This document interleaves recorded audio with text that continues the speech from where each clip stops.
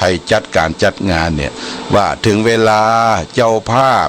ได้มานั่งเรียบร้อยห้ามลุกลิกจุดธูปจุดเทียนไหว้พระสมานทานศีลเรียบร้อยแล้วก็ห้ามลุกลิกห้ามฟุ้งซ่านญาติโยมเพื่อจิตใจมันต้อมหลิ่งล้อมที่พระเจ้าประสงค์เทศธรรมสาธยายมนต์นั่นอันเนี้ยบางที่บางแห่งเป็นบลงคงข้างจิกันว่าอันนั้นก็บ่พร้อมอันนี้ก็บ่พร้อมน้ำหยาดก็บ่มีโหลืมเข้านึ่งเข้าไว้แล้วมาได้เอามาใส่เนี่ยญาติโยมอันนี้เวลาทำบุญเนี่ยจะต้องมีความพร้อมนะจิตใจตั้งมั่นเป็นสมาธิเป็นอารมณ์เดียวเนี่ยบุญจะเกิดขึ้นบุญเกิดขึ้นก็มี3ประการนะมีความตั้งใจทำมีความพร้อมทำและทำแล้วก็รื่นเริงบันเทิงในด้านจิตใจได้หั่นพระเจ้าประสงค์หั่นพระเหลืองของพระทรงองค์เด่นเป็นธงชัยพระพุทธศาสนาถือว่าเป็นมงคลสมนัญจะเอตัมมังคารมุตตมังเป็นมงคลธรรมสวนังเอตัมมังกรมุตตมังการฟังธรรมการตามการตามเวลาก็เป็นมงคลการได้ฮือตานการได้สดับรับฟังการได้ทำบุญสุนทานให้แก่ผู้บุพการีเป็นพ่อเป็นแม่เป็นครูบาอาจารย์ก็เป็นมงคลคำว่ามงคลนั่นคือความเจริญความรุ่งเรืองความวัฒนาถาวรอันจะเกิดมีขึ้นอย่างมงคล38ประการ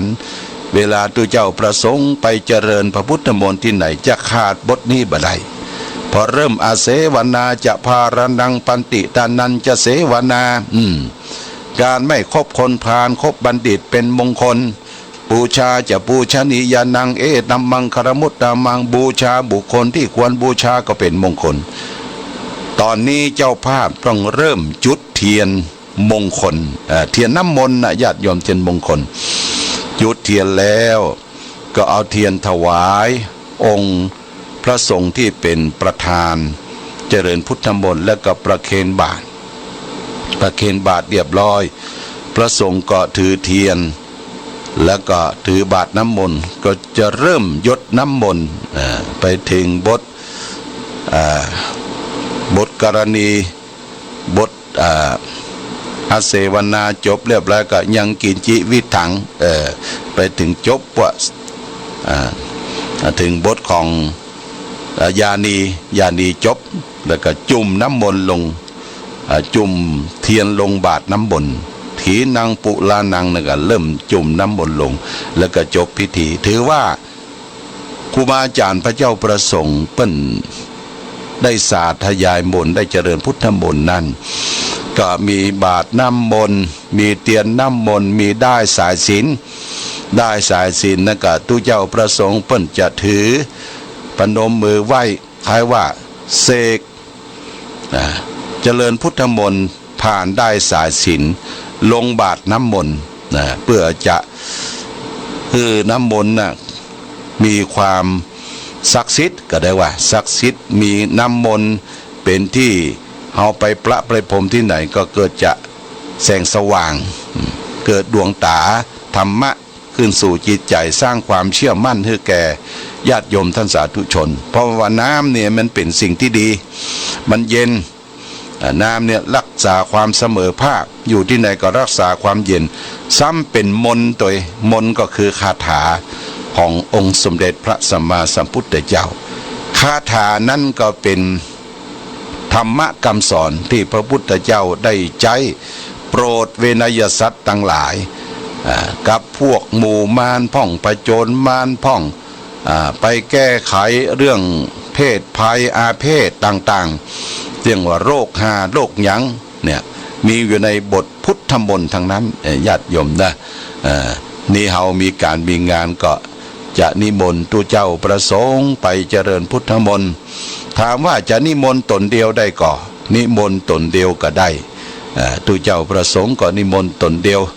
บางทีสืบชะตาตนเดียวก็ยังมีอาตมาเคยไปที่จังหวัดน่าน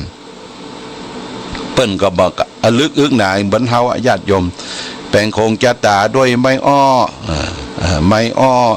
แล้วก็ มีดอกไม้ทูบเทียนมีสวยมีปักเป็นสามจุ่มเป็นกระจมแล้วก็ตูเจ้าตนเดียวนะก็สืบชะตาสาธยายมนทั้งหมด7 ตำนาน12 ตำนานแล้วก็มัดมือตือขวัญประพรมน้ำมนต์ก็เป็นเซตพิธีเนี่ยตนเดียวก็สืบชะตาได้3 ตน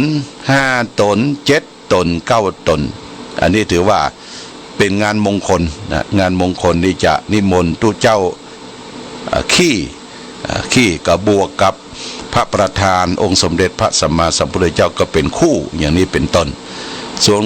งานอวมงคลงานศพงานสร้าง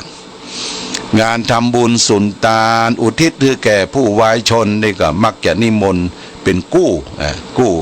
4 6 8 12อย่างนี้เป็นต้นนะญาติโยมนะอันนี้ก็เรื่องว่าได้นิมนต์ตุเจ้าประสงค์ไปเจริญพุทธมนต์สาธยายมนต์ที่วัดวาอารามที่บ้านที่จองถือว่าเป็นมงคลคือความเจริญความรุ่งเรืองนะไม่ใช่ว่าตุเจ้าเข้าบ้านตุเจ้าถ้าจะมาเสาะอย่างสักรายก็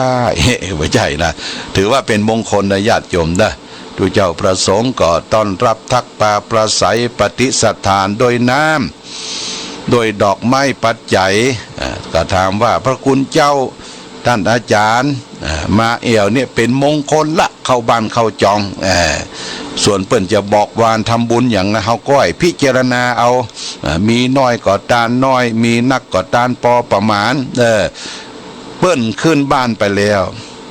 แต่ก่อนมีหลวงพ่ออยู่แม่ริมตนหลวงพ่ออยู่แม่ริมเนี่ยเปิ้นถึงแก่มรณภาพเป็นครูบาเปิ้นบอกลูกหลานญาติโยมว่าถ้าตุเจ้าพระสงฆ์ขึ้นบ้านขึ้นจองไปปวารณาไปขอเป็นเจ้าภาพจะไปฮือเปิ้นผิดหวังเนอมีน้อยตาน้อยมีนักก็ตานพอประมาณมามีกินมีตานแล้วก็ยกมือสาอนุโมทนาว่าบ่พร้อมงวดหน้าจะฮือมีความพร้อมกว่านี้จะไปฮือตูเจ้าพระสงฆ์เปิ้นผิดหวังนี่เปิ้นบอกลูกหลานเอาไว้เนี่ยครูบาปุ่นบ้านแม่ริมบ้านต้นพึ่งแม่ริมนะเปิ้นบอกใครครูบาวัดต้นพึ่งแม่ริมได้บอกลูกบอกหลานว่าตูเจ้าพระสงฆ์ไปบ่ใช่ว่าเปิ้นไปลังควานบ่ใช่ว่าไปเลี่ยไรข่มเหงเต็งนี่เปิ้นไปบอกบุญเปิดทางคือญาติโยมได้ทำบุญสุนทานกันอย่างนี้เป็นต้นเพราะฉะนั้นก็สรุปว่าตะวันนี้วัดพระบาทอุดมก็ได้รับความเป็นมงคลได้นิมนต์ตัวเจ้าประสงค์70 กว่ารูปญาติโยมก็ได้ฮื้อตา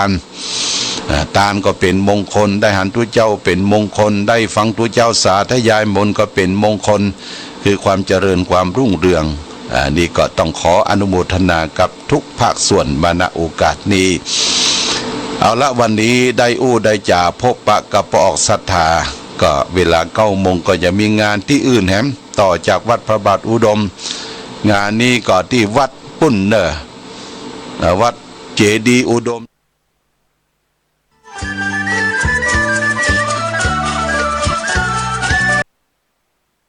ธงชาติและเพลงชาติไทยเป็นสัญลักษณ์ของความเป็นไทยเราจงร่วมใจยืนตรงเคารพธงชาติด้วยความภาคภูมิใจในเอกราชและความเสียสละของบรรพบุรุษไทย ประเทศไท